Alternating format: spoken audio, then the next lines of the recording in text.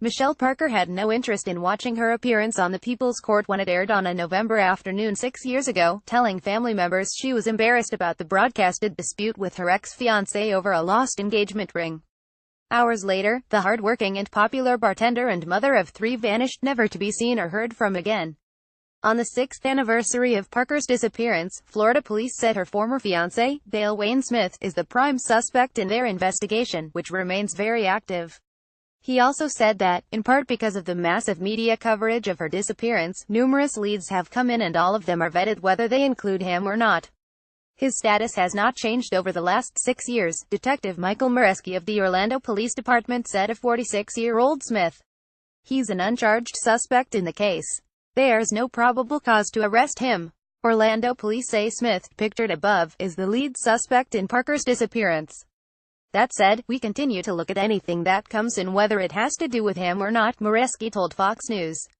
I want, if nothing else, to give Michelle's family a place to mourn her, he said. The episode aired on November 17, 2011, just before Parker disappeared. She spent the morning at a salon owned by her mother in Oviedo, FLA. At around 2 p.m., when the People's Court appearance was scheduled to begin, Parker drove to Smith's condominium in Orlando where she dropped off their 3-year-old twins for a planned visit. That was the last known sighting of her, investigators said.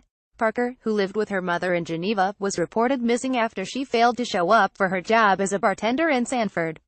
When her brother, Dustin, texted her to ask where she was, he got an immediate reply: Waterford. Family and friends said Parker was a devoted mother to her 3 children.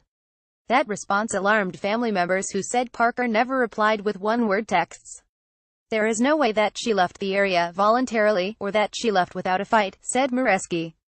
Her children were her life. Parker's phone traveled westward from Smith's home, according to police. Its last ping was off a tower in the Belle Isle area. Waterford is in another direction northeast of where Smith lived. Parker's abandoned Hummer was found days later near an apartment complex just west of Mall at Millenia with the decal promoting her airbrush tanning business removed from the vehicle. Her iPhone was discovered by a dive team in a lake about 4 miles from Smith's home.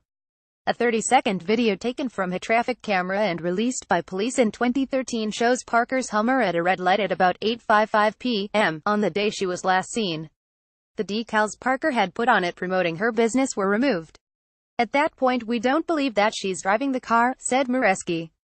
Parker and Smith had an often tumultuous relationship, according to friends of the couple. At the suggestion of Smith, the two appeared on the People's Court to settle the cost of a lost engagement ring in an episode taped in August 2011, 3 months before its air date and Parker's disappearance. Smith had sued Parker, a 33-year-old mother of 3, for $5,000 for allegedly throwing the ring over a hotel balcony during an argument. The judge ruled that Smith and Parker should split the cost.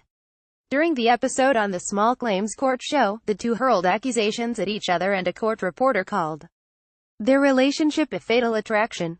He gets pretty malicious and vindictive, and he's a mean person, especially when he's drinking, Park said of Smith during the episode, calling him hot-tempered. He shouldn't have put his hands on me and shouldn't have put his hands on me prior, she told the TV judge.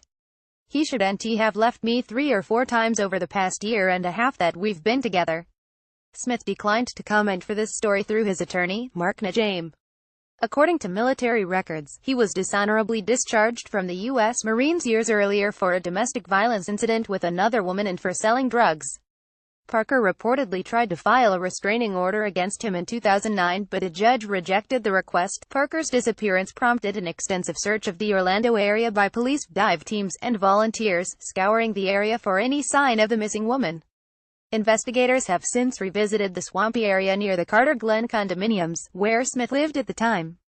A Facebook group devoted to the search for Parker with nearly 24,000 followers posts regular updates about the case, including the ongoing legal battle by the woman's mother, Yvonne Stewart, for visitation rights with her twin grandchildren.